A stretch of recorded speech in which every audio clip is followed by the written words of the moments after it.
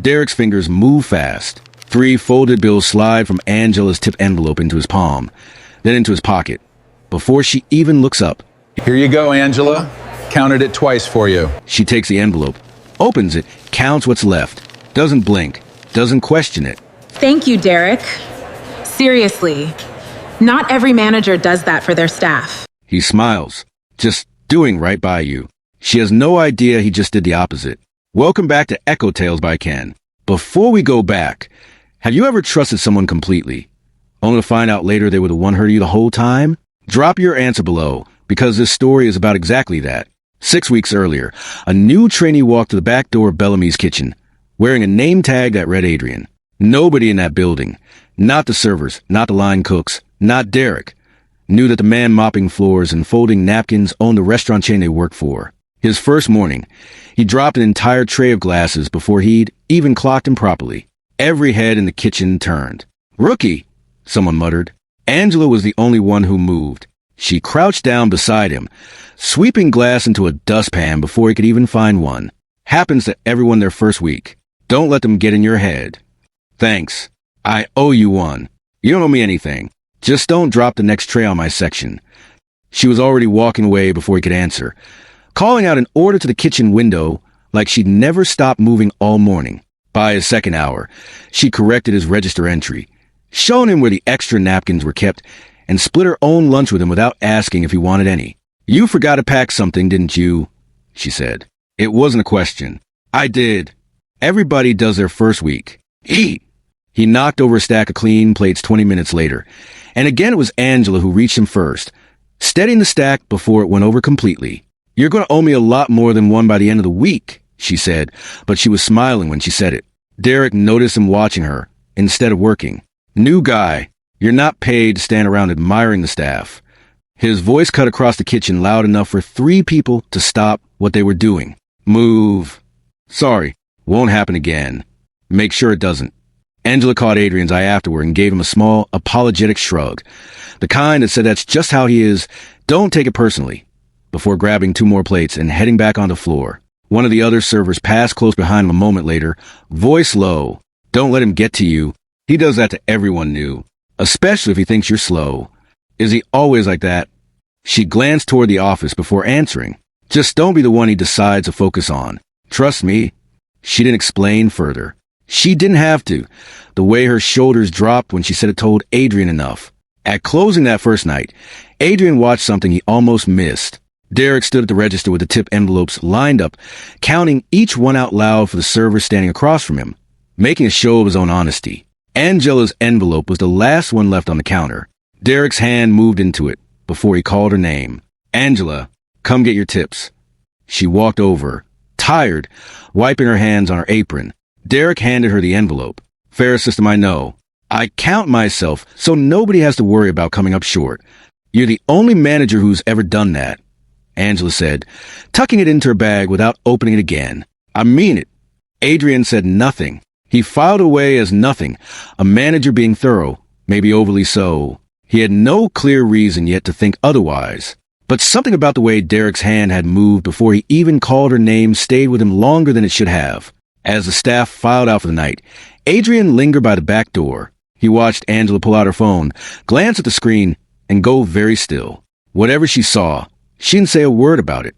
She just slid the phone back into her pocket and forced a smile at a co-worker walking past. "Night, Angela." "Night. See you tomorrow." Her voice was steady. Her face, for just a second, wasn't. At that moment, Adrian still believed he'd come to this restaurant to solve a simple problem. He had no idea he was about to change one woman's life, or that she'd already changed the way he saw his own. 3 days into the job, Adrian understood the rhythm of the restaurant well enough to know something that never changed. Angela was always the first one there, and always the last one to leave.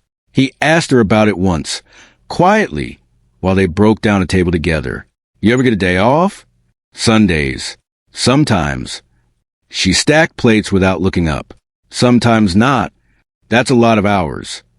"It's what it is." She said it the way someone says something they've stopped fighting. That afternoon, a delivery driver dropped a stack of boxes near the back door, and Angela's phone slipped out her apron pocket as she bent to help carry them. It skidded across the floor and landed face up at Adrian's feet. He picked it up to hand it back, and the screen was still lit. A notification banner sat at the top. Riverside Property Management. Second and final notice. Balance due within 5 business days. He didn't read further. He didn't need to. Thank you, Angela said, taking the phone back and sliding it into her pocket without glancing at the screen, like she already knew exactly what was waiting on it. She didn't explain. Adrian didn't ask. But now he understood the register she carried herself with. The reason every dollar in that tip envelope seemed to matter more to her than it should to anyone just working a shift. Later that day, one of the older servers, wiping down a booth beside him, offered what nobody had asked for. She's not just tired. She's got 2 kids and a landlord who doesn't care about excuses. Picks up every extra shift she can. Doesn't complain once. She shook her head. I don't know how she does it. Does Derek know? The server gave him a look. Derek doesn't ask questions like that. The way Angela covered a co-worker's shift without being asked. You sure? The co-worker asked, already halfway out her apron. You just closed last night. Go. Your kid's recital, right? Go. The co-worker hesitated, then hugged her and left. Angela tied her apron back on and went straight back to the floor, thanking Derek moments later for the extra hours, like he'd handed her a gift instead of a shift nobody else wanted. Adrian rang in an order wrong that afternoon. A mistake that sent the wrong plate to table 6 and Derek storming out of the office to see it returned. Are you serious right now? Derek's voice carried across the floor. This is basic. This is the most basic part of the job. That one was mine, Angela said, stepping in before Adrian could answer. I read in the order wrong. My fault. It wasn't true. Derek didn't know that. He just grunted and walked off, satisfied someone had been blamed. Why'd you do that? Adrian asked quietly once Derek was gone. Because it's not worth it. Pick your battles. She was already moving again, already 3 tables ahead. You'll learn. Adrian watched the tip totals Derek announced each night, and noticed they never quite matched what he watched the servers actually collect. Never by much. A few dollars here, a few there, small enough that nobody would think to check twice. Derek walked to the kitchen a while later, and every conversation around Adrian dropped. The way a room quiets when someone senior enters, except this wasn't respect. 2 servers who'd been laughing a moment earlier suddenly found reasons to be somewhere else. A cook who'd been humming under his breath went silent and kept his eyes on the grill. Everything running on time back here? Derek asked, scanning the kitchen like he was looking for a reason to say more. Yes, chef, the cook said, not looking up. Derek moved on without another word, and the moment he was gone, the kitchen exhaled. The humming started again, quieter than before. It wasn't respect. It was survival. That evening, as the last few tables cleared out, Angela sat for a moment on an overturned crate near the back door. The first time Adrian had seen her sit down all day. Long one, he asked. Aren't they all? She managed a tired smile. Maybe next week will be better. She said it lightly, like a habit, like something she told herself so often it had stopped meaning anything. Adrian would hear her say it again. And again. He didn't know yet how many weeks she'd already said it, or how much longer she planned to keep saying it before something finally gave. He only knew that somewhere between the dropped tray, the shared lunch, a phone screen he wasn't supposed to see, and a lie she'd told to protect him, this had stopped being an investigation. It had become something he couldn't walk away from. 2 weeks in, Adrian no longer needed to guess. He'd started keeping a running tally on his own phone. Servers' names, nightly totals they called out before Derek collected the envelopes, and the totals Derek announced afterward. The gap was small every night, but it was never 0. Closing time came, and Derek lined up the envelopes at the register the way he always did, counting each one aloud with the same performative honesty. Marcus, 42 even. Priya, 38. Angela. Adrian, wiping down the counter 3 feet away, watched without looking like he was watching. Derek's hand dipped into the envelope. 2 bills folded, gone into his pocket before he called her name. Angela, come get your tips. She walked over, apron still on, hair falling loose. Fairest system I know, Derek said, handing it over. I counted myself, so nobody has to worry about coming up short. You're the only manager who's ever done that, Angela said, tucking the envelope away without opening it. I mean it. Thank you, Derek. He smiled, just doing right by you. She had no idea he'd just done the opposite. Again, Adrian stood perfectly still. His hands, gripping the rag he'd been using to wipe the counter, had gone white at the knuckles. He thought about saying something right there. He thought about it hard enough that his mouth actually opened. He closed it again. One confrontation, with nothing but his word against Derek's, would end with Adrian fired, and Derek warned to be more careful. Nothing would change. He needed proof. So instead, Adrian went back to wiping the counter and said nothing. It was the hardest thing he'd done since walking through that back door. 2 days later, Derek found a reason to make an example of him in front of a full dining room. You gave table 9 the wrong check, Derek said, loud enough for the surrounding tables to hear. Do you understand how that looks to customers? I'll fix it right now. You'll fix it because I'm telling you to. Derek's voice climbed another notch. I don't know why we keep training people who can't handle a register. The dining room had gone quiet. A few customers exchanged uncomfortable glances. He's new, Angela said, stepping beside Adrian, voice calm but firm. Everyone messes up a check their first 2 weeks. You did too, once. I remember. Derek's jaw tightened. He didn't have an answer in front of customers, so he walked away instead, muttering about getting back to work. Angela turned to Adrian. You okay? Yeah. He meant it, mostly. Thank you. Don't mention it. That night, Adrian stayed late, telling Derek he was finishing inventory. Instead, he pulled the week's register logs, cross-referenced them against the tally on his phone, and photographed every discrepancy, time-stamped, night by night, for 6 straight weeks. The numbers didn't lie. $2,140. Taking a few bills at a time. Small enough that nobody would ever notice. More than half of it belonged to Angela. Adrian sat in his car outside the restaurant for a long time before driving home. The next morning, he asked his assistant to clear his schedule for the following evening with one instruction: gather the entire staff after closing. When Derek asked what it was about, Adrian only said, corporate policy update. Derek didn't think twice about it. He had no idea the trainee he'd humiliated twice that week was about to walk into that meeting and never be a trainee again. The next evening, the whole staff gathered in the dining room after close. Servers still in their aprons, cooks still in their whites, Angela sitting near the front, tired but curious. Derek stood near the register, arms crossed, waiting for whatever corporate update this was supposed to be. Adrian walked to the front of the room. He reached up, unpinned the trainee name tag from his shirt, and set it on the counter beside him. My name is Adrian Blackwell, he said. I own this restaurant and 11 others like it. The room went completely silent. Derek's arms uncrossed slowly. You're... I've been here 6 weeks, Adrian continued calm, no raised voice at all. I've watched almost everyone in this room work harder than anyone should have to for what they're paid. And for 6 weeks, I've watched something else too. He looked directly at Derek. Every single night, you've been taking cash out of your staff's tip envelopes before you hand them over. Small amounts. Careful amounts. I have 6 weeks of records that prove it, time-stamped, cross-checked against every server's own count. Derek's face had gone pale. That's, I can explain. You don't need to explain it to me, Adrian said. You need to explain it to them. He looked around the room. How many of you have thought your tips were just lower than usual lately? Told yourselves maybe it was a slow week. Slowly, hands began to rise. One server, then another, then most of the room. Angela didn't raise her hand right away. She was looking down at her own, like she was doing the math for the first time.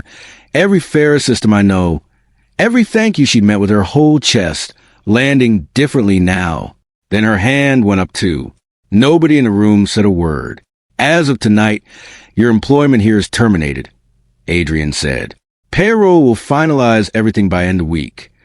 Derek looked around the room once, searching for someone, anyone, to back him up. Nobody met his eyes. Angela still didn't know exactly how much had been taken from her, or for how long. She was about to find out. And what she did next would be the moment nobody in that restaurant would forget. If you're enjoying this story, subscribe now, because quiet kindness is about to get exactly what it deserves. The room stayed quiet for a long moment after Derek left, staff still absorbing what they'd just watched. Someone finally asked a question hanging over all of them. How long have you known? Long enough, Adrian said. Long enough that I should have said something sooner. I'm sorry it took this long. He turned to Angela. She was still standing near the front, arms wrapped around herself, hand pressed briefly to her mouth before she lowered it. Angela. He said her name carefully, like it mattered how he said it. Can I talk to you for a minute? She nodded, and the rest of the staff quietly gave them space, drifting toward the kitchen in twos and threes. The kind of respectful distance people give when they sense something private is about to happen. Adrian reached into his jacket and pulled out a plain white envelope, thicker than the ones Derek used to hand out at closing. He didn't say anything at first. He just held it out to her. What is this? Everything that was taken from you. Every dollar. Going back as far as I could trace it. Plus what you should have earned this whole time, with interest, because you shouldn't have had to wait this long to be paid fairly. Angela took it slowly, like she wasn't sure her hands would work right. She opened it. She went very still. For a moment, she didn't say anything at all. She just looked at the numbers, then looked away, then looked back at them again, like she needed to check they hadn't changed.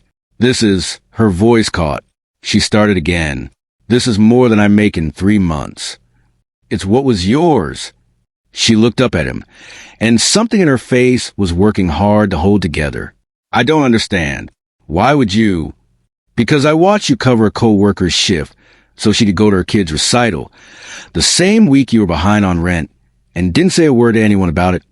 Adrian said quietly, because you lied to your manager and took the blame for a mistake that wasn't yours, just so a new trainee wouldn't get humiliated in front of a full restaurant.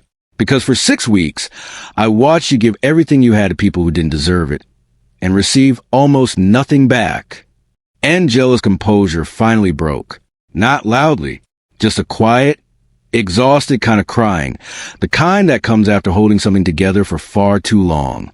She sat down slowly on the same overturned crate she'd sat on nights before, the envelope still in her hands. And for a moment, she didn't try to stop the tears at all. She just let them come. I kept telling myself maybe next week would be better, she said, half a laugh caught inside the tears. I don't even know how many weeks I've said that. I counted, Adrian said. 41. She let out a small, disbelieving sound. I think you said it for the last time, he said. I don't think you need to wait for next week anymore. I think tomorrow already is better. She pressed the envelope to her chest like she was afraid it might disappear if she let go of it. Thank you. I don't thank you. Don't thank me, Adrian said. You earned every dollar of this a long time ago. I just made sure it finally reached you. Later that evening, before the staff went home, Adrian gathered everyone one more time, not to make an announcement about Derek, but about what came next. Starting this week, every tip at this location goes through a digital system, he said. Every server sees exactly what they earned in real time on their own phone. Nobody counts it for you. Nobody hands it to you. It's yours the moment a customer leaves it. A few of the servers exchanged looks, relief, mostly the kind that comes from realizing a problem is actually being fixed and not just apologized for. Angela lingered by the door as everyone filtered out, the envelope still held carefully in both hands. Adrian, she said. He turned. For what it's worth, you were a terrible trainee. A small, real smile broke through, the first one Adrian had seen from her all night that wasn't tired underneath it. Worst trade carrier I've ever trained. I'm aware, but you're a pretty good boss. She walked out into the evening with the envelope held against her chest, and for the first time in longer than she could remember, she wasn't doing the math on what was left over after rent. There was, finally, something left over. Angela didn't drive straight home. She sat in her car outside the restaurant for a few minutes first, the envelope on the passenger seat beside her, and let herself breathe. She pulled out her phone. The notification was still there, exactly where it had been for days, sitting at the top of her screen like something she'd been avoiding. Riverside Property Management, second and final notice. She opened the app, entered the balance, and paid it in full. A small confirmation appeared. A moment later, the red banner disappeared from her lock screen entirely, like it had never been there at all. She sat with that for a second longer than she needed to. 6 weeks of carrying that number around in the back of her mind, and now it was just gone. No lecture from a landlord. No apology she'd have to give. Just quiet. Then she started the car and drove home. Her apartment building looked the same as it always did. The same flickering light in the stairwell. The same loose railing on the second floor she always warned her kids about. But something about walking up to her own door felt different tonight. Lighter, in a way she couldn't quite explain yet. She stood outside for a moment before going in, the way she sometimes did after a long shift, except tonight it wasn't exhaustion keeping her still. It was something closer to disbelief, the kind that needed a second to catch up with the rest of her. Her daughter opened the door before she could get her key in the lock. "Mom, you're early." "Little bit." Angela stepped inside, and her son looked up from the couch, still in his school clothes, homework spread across the coffee table. "Did you eat?" she asked, the question she asked every night, the one that came before anything else. "Yeah, made sandwiches." Angela set her bag down by the door, the envelope tucked safely inside it, and for once didn't immediately start moving toward the next task. The dishes, the laundry, the bills she usually opened standing up because sitting down felt like a luxury she hadn't earned yet. Instead, she sat down on the couch between her kids. Her daughter looked at her carefully, the way kids do when they notice something before they can name it. "You seem different," she said. "Good different." Angela smiled, and for the first time in longer than she could remember, she didn't have to work at it. "Did you have a good day?" her daughter asked. Angela thought about the 6 weeks that had led to this one. The tray Adrian dropped his first morning. The lie she'd told to protect him. The envelope Derek had quietly reached into night after night, while she thanked him for being fair. The way Adrian had said her name like it mattered. Right before he handed her back the future, she'd been quietly losing one folded bill at a time. "Yes," she said, "I really did." Her daughter leaned into her side, already half distracted by the show playing on the TV. Already moving on to whatever came next in a 9-year-old's evening. She didn't need the whole story. She just needed the answer. Angela wrapped an arm around her and let herself sit there a while longer in an apartment that, for the first time in longer than she could remember, didn't feel like it was one bad week away from disappearing. For 6 weeks, she told herself the same thing, over and over, on nights when her feet ached and the numbers never quite worked out. Maybe next week will be better. She'd stopped believing it a long time ago. If she was honest, it had just become something to say. Tonight, for the first time, it wasn't a hope. It was already true. Tomorrow, she'd deposit the money. She'd get the car looked at. Finally, she'd stop doing the quiet math every night before falling asleep, the one where she subtracted rent and utilities and groceries from whatever was left and always came up short. Tonight, she just sat on the couch with her kids and let the moment be exactly what it was. If this story reminded you that kindness is never wasted, even when no one seems to be watching, let us know in the comments and subscribe for more stories where quiet goodness finally gets what it deserves.